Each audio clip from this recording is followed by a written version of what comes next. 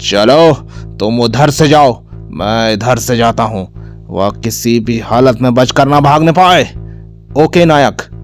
फिर दोनों अलग अलग दिशाओं से वन में दाखिल हो गए, लेकिन काफी भागदौड़ करने के बाद भी राधे उनके हाथ नहीं लगा। अब क्या होगा? कुछ भी हो, बॉस को खबर तो करनी ही होगी। चलो चलते हैं। और फिर थोड़ी ही देर बाद उधर हवलदार वीर बहादुर को जब होश आया तो उसने अपने आप को अस्पताल के बिस्तर पर पाया। ओह, मैं यहाँ कैसे पहुंच गया? तभी इंस्पेक्टर मनोज कमरे में दाखिल हुआ। सर आप? थैंक्स गॉड, तुम्हें होश आ गया। अब बताओ ये सब कैसे हुआ? तब वीर बहादुर ने इंस्पेक्टर मनोज को सारा किस्सा सुनाया। उसके बाद, सर आप चिंता मत कीजिए, वे बदमाश राधे को कहीं भी ले जाएं, मैं उन्हें ढूंढ निकालूंगा। क्या खाक ढूंढ निकालोगे? तुम्हारी लापरवाही की वजह से ही राधे हमारे हाथ से निकल गया है। पता नहीं वे बदमाश उसे कहाँ ले गए होंगे, ये आपको मैं बता सकता हूं। तुम? लगता है सिर पर लगी चोट ने तुम्हारा भेजा हिला दिया है। मैं पगला आ गया सर, बल्कि हकीकत बयान कर रहा हूं। मैंने भी कोई कच्ची गोलियां ना खेली सर। जैसे ही मुझे खतरे का आभास हुआ से मैंने निर्णय कर लिया से कि मरने क्या करना है। जैसे ही बदमाश ने मुझे आगे बढ़ने को कहा, मैंने आगे बढ़ते हुए बड़ी सफाई से माइक्रो ट्रांसमीटर उसकी जेब में पहुंचा दिया। अब इस घड़ी में बिठाए हुए दिशा सूचक यंत्र के जरिए हम उन बदमाशों तक बड़े आराम से पहुंच सकते हैं। बहुत खूब, पहली बार तुमने अक्लमंदी का काम किया है। Shut up. Yes sir.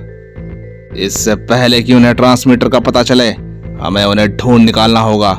चलो उठो, बहुत आराम कर लिया तुमने। फिर हवलदार वर्दी पहन इंस्पेक्टर मनोज के साथ बाहर निकल गया। थोड़ी ही देर बाद, सर जी सुई उत्तरी दिशा की ओर इशारा कर रही है। अगले ही पल इंस्पेक्टर मनोज ने जीप का रुख दाहिनी ओर जा रही सड़क की ओर मोड़ दिया और फिर हवलदार दिशा बतलाता रहा और इंस्पेक्टर मनोज जीप ड्राइव करता रहा। अचानक इंस्पेक्टर चौंका। अरे ये तो चंदनगढ़ का रास्ता है। तो क्या वे बदमाश राधे को चंदनगढ़ की पहाड़ियों में ले गए हैं सर? शायद। मैं समझ गया सर। क्या समझ गए? यही कि सोना चंदनगढ़ की पहाड़ियों में कहीं छुपा है, लेकिन कहाँ छुपा है यह सिर्फ राधे ही जानता है। इसीलिए अपहरणकर्ता उसे वहां ले गए हैं। मुझे भी यही लगता है, लेकिन देखना यह है कि क्या वे सचमुच चंदनगढ़ की पहाड़ियों की तरफ गए हैं या कहीं और।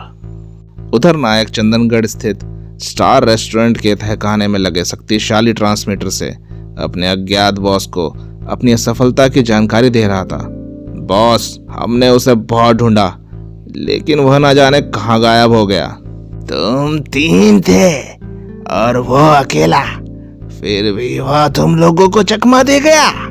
जानते हो, तुम्हारी इस बेवकूफी की वजह से न केवल हमें करोड़ों का नुकसान हुआ है, बल्कि पुलिस की ओर से भी खतरा पैदा हो गया है।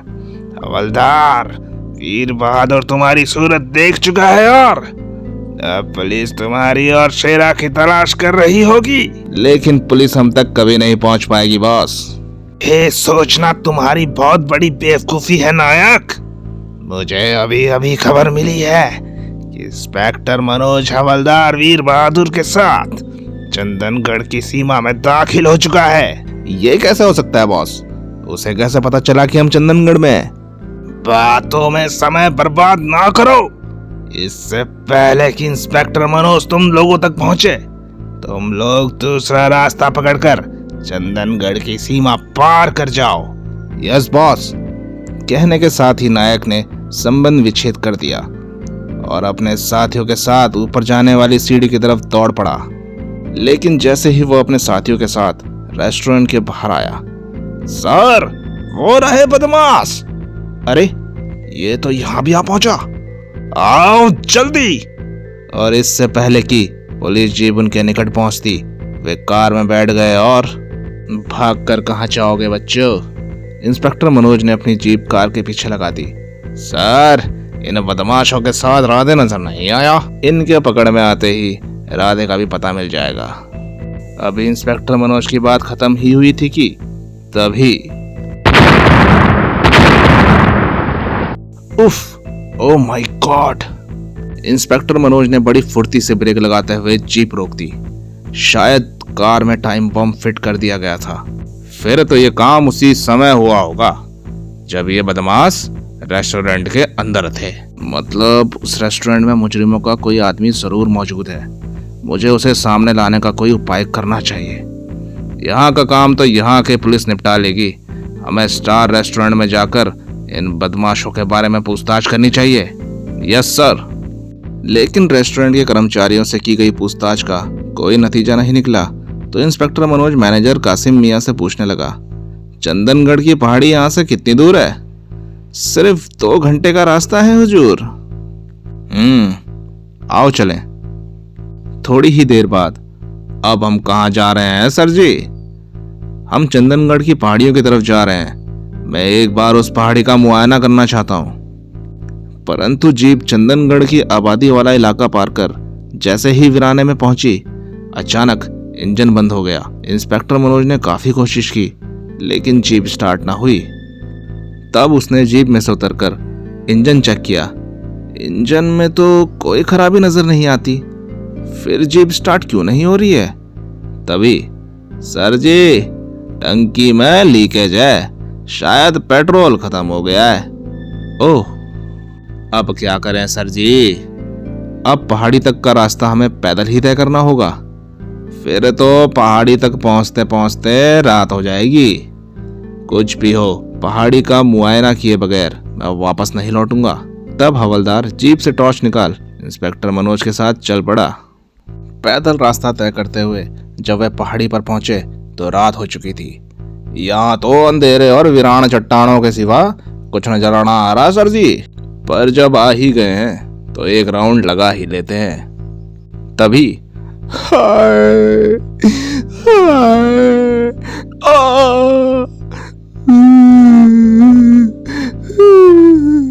ओह, ये चीख पुकार की आवाजें कहां से आ रही हैं? चट्टानें चीख रही हैं सर।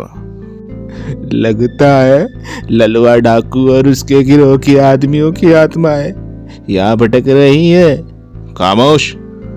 और फिर रिवॉल्वर निकाल मनोज एक और बढ़ गया।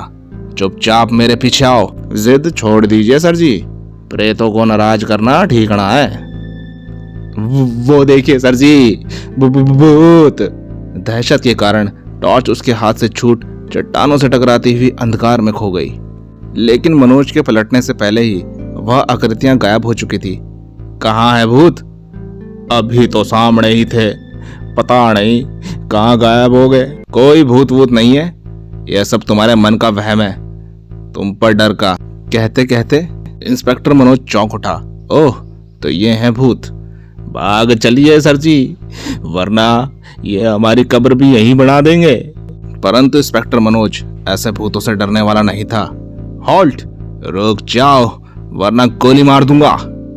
लेकिन ओह, वे आकृतियां कहाँ गायब हो गई? यह प्रेत लीला है सर जी, उनसे उलझना ठीक नहीं। तुम यहीं ठहरो, मैं देखता हूं। इतना कह इंस्पेक्टर मनोज उस विशाल चट्टान की तरफ चल पड़ा जिसके पीछे से वे सफेद आकृतियां प्रकट हुई थी। रुक जाइए सर जी, क्यों जान जोखिम में डाल रहे हैं? लेकिन मनोज रुका नहीं। वह दृढ़ कदमों से चलता हुआ जैसे ही विशाल चट्टान के पीछे पहुंचा, इंस्पेक्टर मनोज की चीख सुन, सर सर। लेकिन अरे, यहां तो कोई ना है। आखिर सांप गायब कहां हो गए? कहीं वे प्रेत के चंगुल में तो ना फंस गए? तभी चट्टानें एक बार फिर चीख उठी।